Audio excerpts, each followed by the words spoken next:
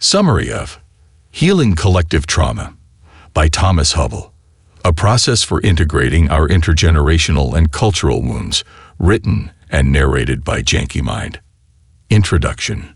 Exploring the shared experience of trauma among individuals and across generations, Healing Collective Trauma delves into the intersection of contemporary trauma research and ancient mystical traditions. It presents a comprehensive framework aimed at acknowledging and addressing these shared traumas. Recent years have witnessed a transformative shift in societal perspectives on trauma, thanks to influential figures such as Gabor Mate, Bessel van der Kolk, and Judith Herman. We now recognize that trauma extends beyond mere psychological impact, influencing the nervous system and altering the chemistry and functionality of the brain. Moreover, the concept of collective trauma, affecting entire identity groups and communities in the aftermath of large-scale traumatic events, has gained prominence. In the midst of current political upheaval and escalating climate challenges, collective trauma permeates various societal strata. It is crucial that we gain insight into the diverse consequences of collective trauma, discern its role in shaping our world, and foster opportunities for collective healing. This audiobook assembles cutting-edge perspectives on trauma and collective trauma, integrating the best healing practices informed by both scientific understanding and spiritual wisdom. Chapter 1. The Dual Impact of Trauma on Mental and Physical Well-Being. Human resilience is undeniably remarkable, having withstood the challenges of earthquakes, famines, wars, and plagues throughout our collective existence on Earth. However, the triumph over these traumas does not exempt us from their significant toll. Contemporary trauma research sheds light on the enduring and detrimental effects of unaddressed trauma. Let's delve into an overview of how trauma operates. Following a traumatic event, individuals may exhibit hyperactivity or hypoactivity, engaging in either the primal fight-or-flight response or freezing in response. The impact extends to our nervous systems, distorting the assimilation and processing of event-related memories. Additionally, stimuli resembling the traumatic event, such as flashing lights or loud noises reminiscent of war zone conditions, can trigger mental and physical flashbacks. Successful healing and metabolization of trauma are possible when individuals are given the opportunity to process their experiences. Conversely, unacknowledged or untreated trauma may lead to the development of post-traumatic stress disorder, PTSD.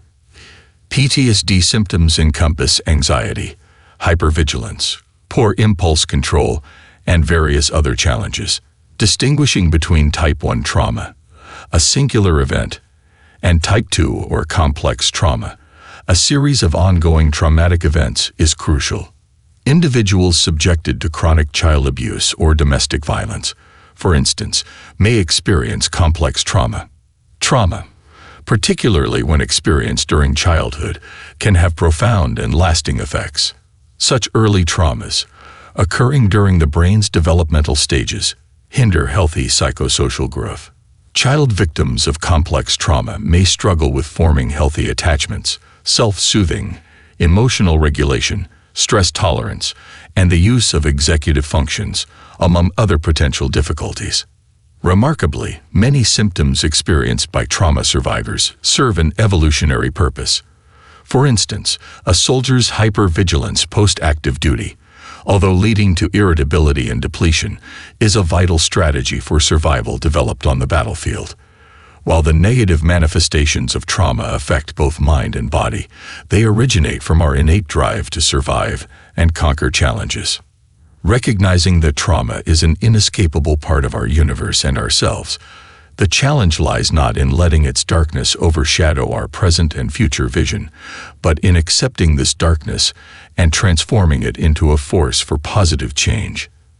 The next section will explore how supplementing our scientific understanding of trauma with a spiritual perspective can contribute to this transformative process. Chapter 2. The Soul's Impact on Healthy Energy Structures. In our exploration of trauma, we have delved into its effects on both the body and the mind. Now, let's consider the soul. The soul can be envisioned as the light and intelligence infused into life, with the body serving as a conduit through which the soul's potential can be nurtured and directed.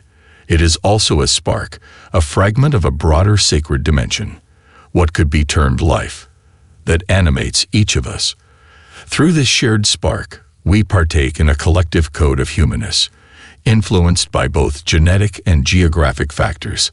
When we neglect to fully explore our inner sacred dimension, we often perceive ourselves as bound to the present. The unprocessed and unintegrated past lies behind us, projecting its dark contours onto the road ahead, dictating a future destined to repeat the mistakes and traumas of the past. While our bodies may feel tethered to a horizontal concept of time, the soul is attuned to a vertical plane. Our souls, if allowed, possess the capacity to ascend into the wild potential of the future, unburdened by past traumas. Understanding the universe involves considering space, energy, and structure. Space encompasses both outer physical space and the unseen inner space of consciousness. Emerging from space is energy, embodying intelligence, creativity, and insight, known in certain traditions as prana or chai. Structures, in turn, are the pathways that channel and direct this energy. One critical structure is the body's central nervous system, which facilitates an incessant flow of information between the body and the brain. Beyond directing information, it also serves as a repository of our experiences. Unhealed trauma resides in the shadows of this library, disrupting the nervous system's flow even if its presence goes unnoticed. Consciousness patterns form another vital set of structures directing energy. In youth, curiosity and fear drive us outward and inward, respectively. How parents respond to these drives shapes learned consciousness structures through repetition. Ideally, children feel secure exploring their curiosity, finding comfort in their parents' emotional regulation during fearful moments. Absence of this comfort gives rise to dysfunctional consciousness patterns, potentially leading to adulthood struggles with anxiety, attachment avoidance, addiction, fixation, or the need for emotional distance.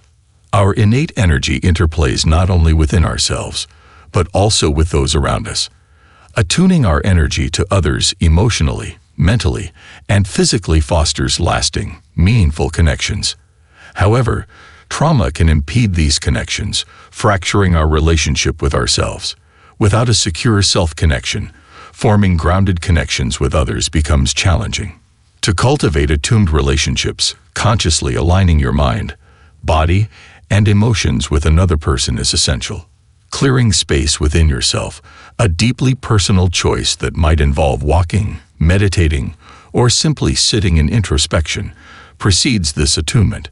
Developing the ability to attune not only enriches personal connections, but proves indispensable in healing collective trauma. The exploration of collective trauma will unfold in the next section. Chapter 3. The interconnected web of trauma across time and communities. Renowned traumatologist Bessel van der Kolk urges us to recognize trauma not as a narrative of events, but as a tangible substance residing within our bodies, a substance capable of traversing communities and generations, akin to other transmissible elements. The journey of collective trauma unfolds along two essential axes: historical trauma and intergenerational trauma. Historical trauma arises from large-scale traumatic events that impact collectives, such as nations, identity groups, or communities. Examples include the Holocaust, the Armenian Genocide, slavery, and the 9/11 attacks, with the reverberations felt across every member of the affected group.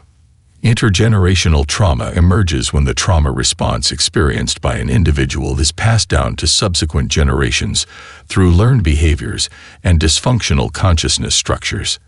And individual trauma, like an abusive childhood, can initiate a chain of intergenerational trauma. Patterns of intergenerational trauma are also evident in the descendants of those who have endured historical trauma. Dr. Maria Yellowhorse Braveheart has identified a set of symptoms known as historical trauma response, HTR, that manifests in victims of historical traumas, resembling symptoms of PTSD. Anxiety, low self-esteem, and self-sabotaging behaviors are recurrent among the collective victims of historical traumas. From Palestinians displaced during the 1948 Nakba to First Nations peoples of Canada and the USA, and first-generation Holocaust survivors. Examining the legacy of slavery provides a stark illustration of how trauma is experienced collectively and transmitted across generations. Before abolition, enslaved children were routinely separated from their parents and auctioned off, prompting constant vigilance among parents.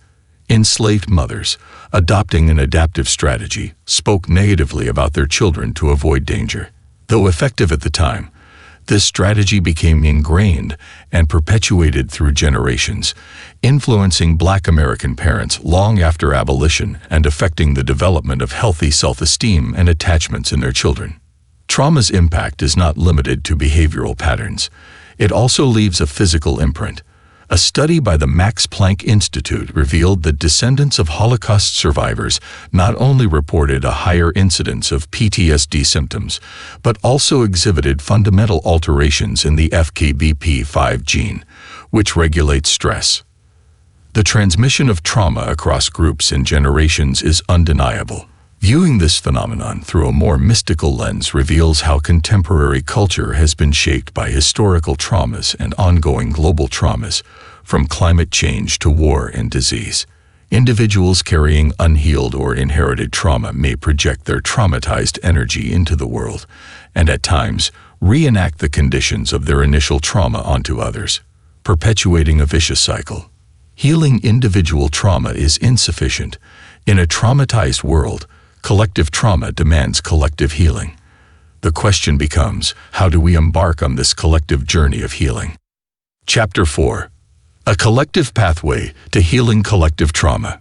Trauma is a pervasive element in our lives, affecting individuals to varying degrees. Whether we are victims, survivors, or inheritors of trauma, or simply inhabitants of a society intricately shaped by interlocking traumas, the negative impact of unhealed trauma touches us all. Recognizing this shared experience, our journey towards healing begins by acknowledging that the very energy structures facilitating the transmission of trauma among groups and through generations may also possess the power to heal. Imagine these energy structures transmitting healing and light instead of trauma. Unlocking this potential allows us to approach collective trauma healing within a group setting. Here is a concise blueprint for guiding a group through the process of processing and healing from collective trauma. Central to the healing process is the concept of presence. We are never present alone. True presence involves an awareness of the interconnected web of past and present connections that bind us to life. This awareness is the first step toward attunement, a crucial state for exploring shared trauma collectively. Initiate the process by uniting the group through exercises designed to cultivate presence and foster attunement. Meditation and relational exercises, such as mirrored movement activities, can be effective tools. Once the group is coherent, introduce the topic of trauma. Participants, bringing their individual experiences, will soon find that ancestral and cultural traumas resonate with the collective trauma. This is not a time for analysis or judgment. Participants simply observe what arises for themselves and others. As the exploration deepens, expect the progression to follow a wave pattern, characterized by ebbs and flows. Initially, a wave of group denial may emerge, with participants disengaging and the energy in the room feeling heavy. Instead of resisting, encourage participants to notice their bodily and mental responses to the sharing process. If discomfort and resistance intensify, it may signal the impending break of another wave, the wave of group eruption, marked by a release of visceral memory and intense emotion. Once the group moves beyond repression and denial, experiencing the catharsis of the group eruption, it is time for the emergence of the collective voice. Facilitators should delicately highlight common threads, rhythms, or motives as participants share their experiences and observations. This process, resembling a wave, may uncover new memories in others, creating a ripple effect. Identifying the collective voice requires skill and sensitivity, but can create a space waiting to be filled with healing light. Trauma resides in shadow, but through the work of healing, we invite light in. This process mirrors the Japanese art of kintsugi, where cracked ceramics are mended with molten gold. While the piece becomes whole again, the cracks are not erased but illuminated, creating a transformative and enlightening result. Summary: unaddressed trauma leaves an indelible mark on the core of our physical, mental, and emotional well-being. It is not confined to individual experiences. Rather, it has the ability to permeate and resonate among groups and traverse the passage of generations. However, just as we possess the potential to undergo trauma collectively, we also hold within our collective strength the ability to embark on a journey of healing for our shared wounds. This audiobook summary was brought to you by Janky Mind. We hope you enjoyed it.